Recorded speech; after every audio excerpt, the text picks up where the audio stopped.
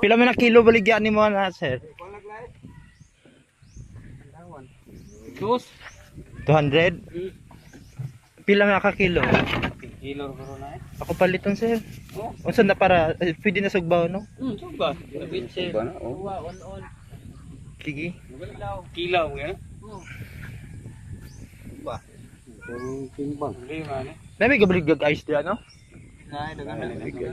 Kay punya pa kung uli god ako lang ay sansa. Dere, way ay sa babo.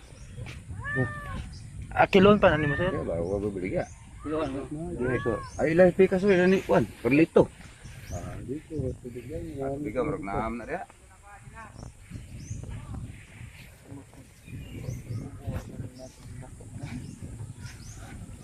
Kig dagway. Pwede timbangan ini. Nining bro. Junior na diha sigda timbangan. Kato nakabigya ng timbangan po. Bilya. Bilya. Timbangan to tiyo. Sige. Yugi Ala kanindot. Yugi na siya ba? Kapo mo pambot ko. Sige. Layo na siya. Timbangan tabi. Ara bobong. Ada oh.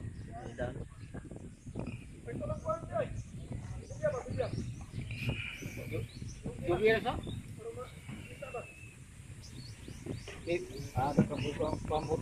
Hello, this is me again, Mark, and it's another video from my YouTube channel, and I'm now here in the northern part of Cebu. Particularly, I want to visit the Molobolo Spring here in Asturias.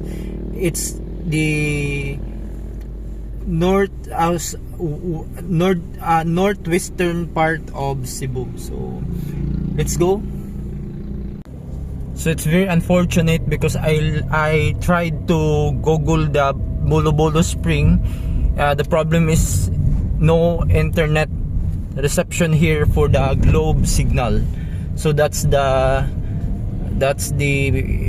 problem here. So our challenge now is to find the Molobolo Spring. I will just ask people along the way. I think there will be signages going there. So I will just take the road situation, but the road is here is good, and the sceneries are greens. So greens, there are sugarcane plantation along sides and coconut plantations. So this is our first, not the first, but this is yeah, I think for this year 2026 this is our first adventure here in the northern part of Cebu, and hopefully we will get something there. Yeah. What's this? Wait, I'll go back. I will go back. There is signage there. I will try to. I saw a signage there, and I thought that's the way going to Molobolo. I did not recognize the signage, but there's someone driving a motorcycle and told me that I'll just go straight, then this road will be leading us to Molobolo Spring. And he said that there is an acacia tree there, and there is a small road going to the Molobolo, so that's the road. So we will follow his instructions because I think he is a local here and he knows exactly the road going to that place. And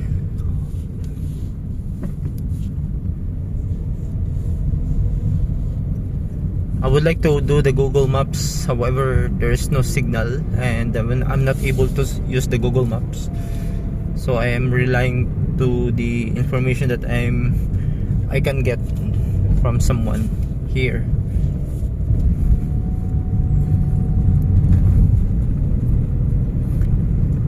Time check, it's 8:11 in the morning and I am now here in the northern part of Cebu. Molobolo Spring. I heard this before already. I have friend here living in Tuburan, and he wants we visited his grandparents in Tuburan. That was many years ago already. That was, I think, before pandemic. No, after pandemic, just after pandemic. So we visited his grandparents, and in Tuburan, his grandparents is a barangay captain in Tuburan, in one of the barangay in Tuburan, and they have plantation like the Guyabano plantations and mango plantations there, and coffee. And that was the idea. Was we want to go here in Molobolo Spring. Hala, this is the I think this is already in Molobolo. He said there is an acacia tree, but I think no, this is not. So we'll just go straight. And then he said that we will try to go here there in Molobolo, and then we will try to ask someone here, because there is an acacia tree and there's a small road. We will ask. And I asked them, and then they said yes, this is the Molobolo, and it's a little distance. So this is the gate. Yeah, this is the gate, Molobolo. And we will go inside.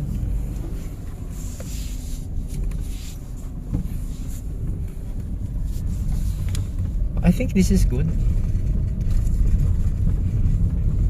I have so many things at my back, because I always bring something like things for cooking, because I'm always going outside, and I also bring my table. And so wherever I go, I have things with me. So we will park here, maybe there,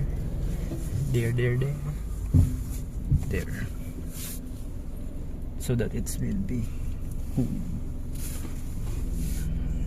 I'm so excited to visit the area. So I leave my phone here in the car, and then I charge, and then see the video, because this place is really nice, and I was able to buy a very fresh catch fish, and it's very big.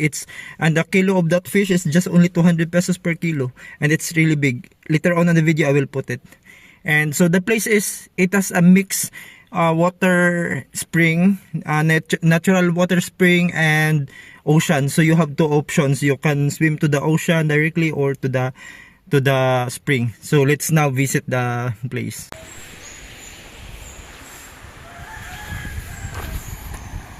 That's going to the plaza, and that's the old road. So I already explored the place, and then I was able to buy a fish. So this is the Molobolo Spring. You have the natural water, and you have the ocean, but we will try to go down.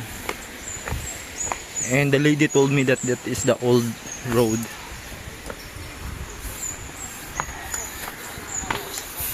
Naka-entrance ako ganiya, ma'am.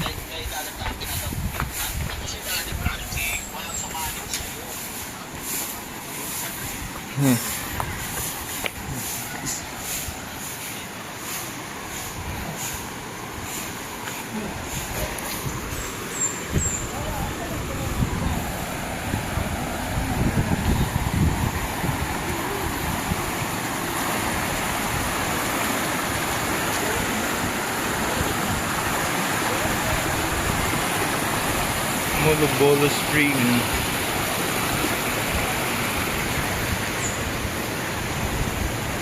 They also do this laundry here, and that's the water. It's actually clear.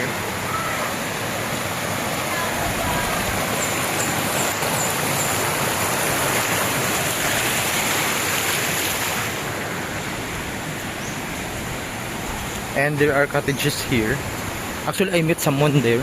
They spent overnight here, and then they just put their tent, and they were also coming from Cebu City. And nakapalit ko dito, dako kayo. Oo. Oh, dito. Pila, berapa? 200 ang kilo. 200 na kilo. Oh. Dako kayo ano? Ano sa? Nakalimut ko sa pangalan ko eh. Nakalimut ko. Oh, ako namo kay cooler, ako dito sa cooler. Oh.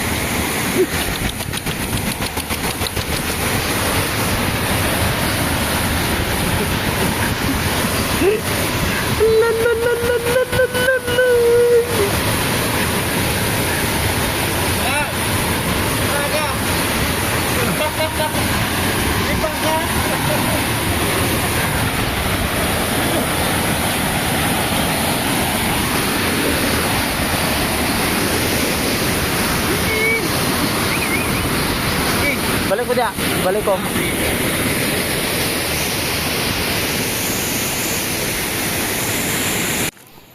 Yeah, another seafoods. Another seafoods. Yeah, very fresh. Very fresh, very fresh. They give it to me for just only 50 pesos. And it's really worthy. 50 pesos for this? Wow. That's great. Fresh catch. Fresh, fresh, fresh, fresh. Bagudong ka. Let's start it. Here, maybe you can buy. Yeah. Maybe you can buy here.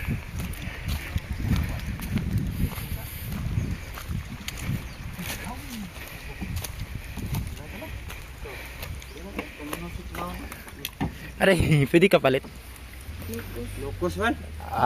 Tupila. Okay, sa lahat ka to lang busay. Nakapalit ako dito ganito dako kayo.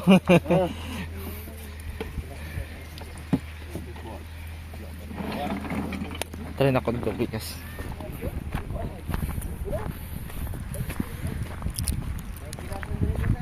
Pila na.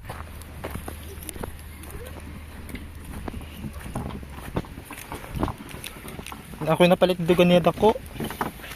Ako dalo sa balay. Kana. Pila ni siya, sir? Koray ko na na. Di mo ko kayo po. Kau lag, pila na lag. Ano di ay sa Seafoods ba? pila ni? Oh.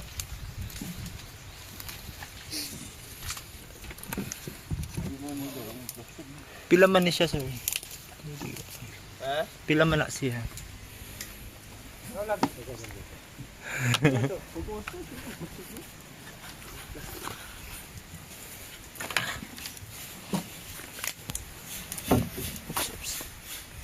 Pila man apil ni siya?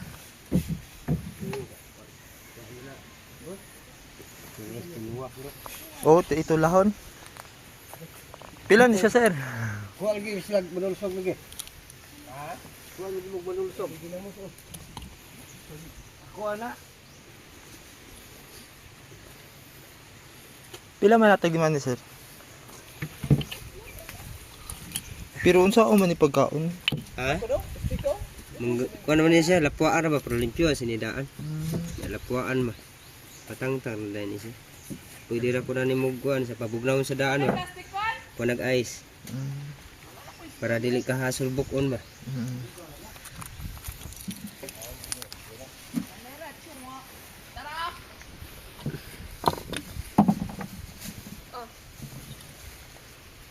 May kinsakan ng isda, no? May kinsakan ang kang kinason. Pila ba dala ni 50? Di palit akong kwarta ko, di palit nito. Gipalit ako ganiha isda. Okay ra? Sige. Ang problema na pa ko sinsiyo diri. Wait sa ha. So, they were the couple that I met earlier. And they said that they spend overnight here. And later on this afternoon they will transfer places because that's their hobby. Going somewhere. But they're coming from Cebu City. And this is the Mulubulu Spring.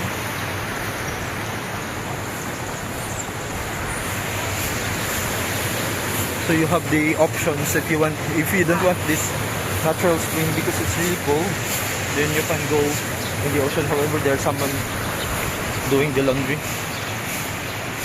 And if you have party and you want to do the video okay like the Filipino thing, you can do that video okay. They have their video okay there. And this is like the natural water that's coming from this spring, and they have also cottages here.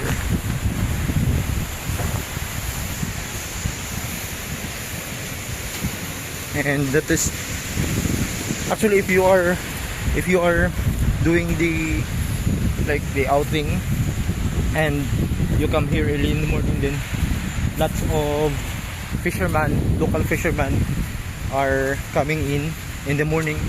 And that's where I bought the fish there. I bought the big fish. And yeah, so this is the place that you can get.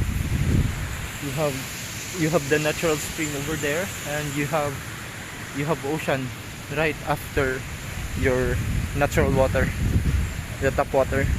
And there are cottages here also, like this one. There are foreigners. And the good thing that I was able to bring my cooler, and I was able to buy a big fish. And they said that later on there are more coming. Maybe I can buy more because it's really fresh, and not only fresh,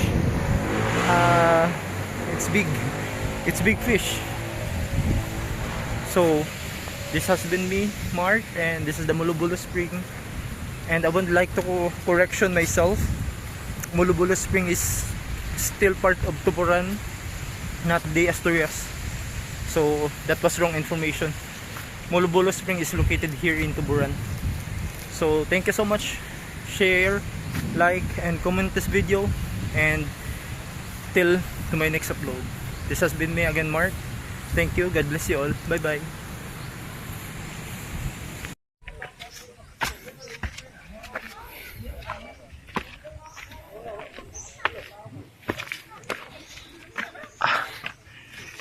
Taasa diri sila. Wa ka gihungak. Taas kayo. Tanaw nimo mga pila na ka kilo, sir? Bo, pila ka rin. Mga kay.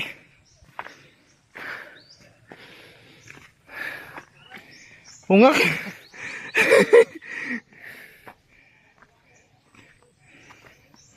Buwan na. Ako na palitan ice kay.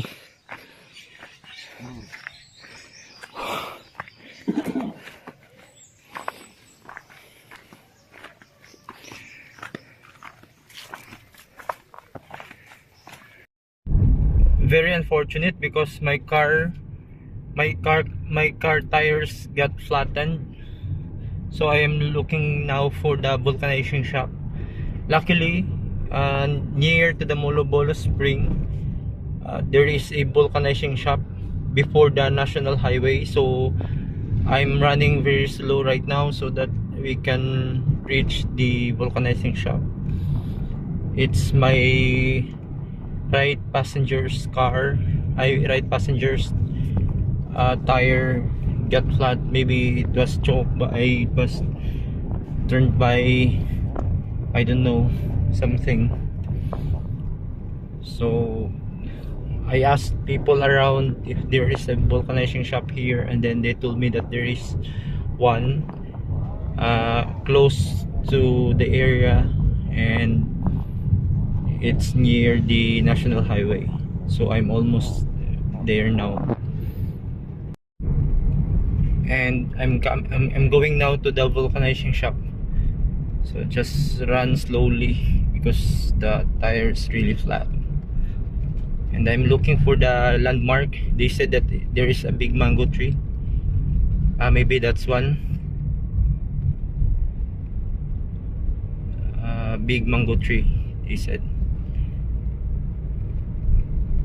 I think it's almost near to the national highway because after that bridge, it's the national highway already. But where is that mango? Maybe that one. Yeah, there's mango tree there. Where is slow? Maybe this one.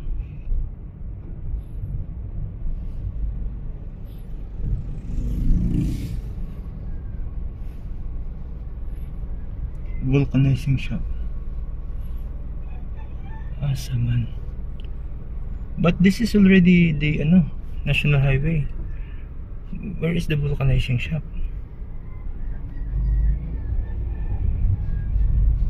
I will ask. And finally I got the vulcanizing shop. I've been to 3 vulcanizing shops, but 2 are closed and the other one cannot do the tubeless. And finally I am here to go to the station here in Crawford. And vulcanizing. It's very hot.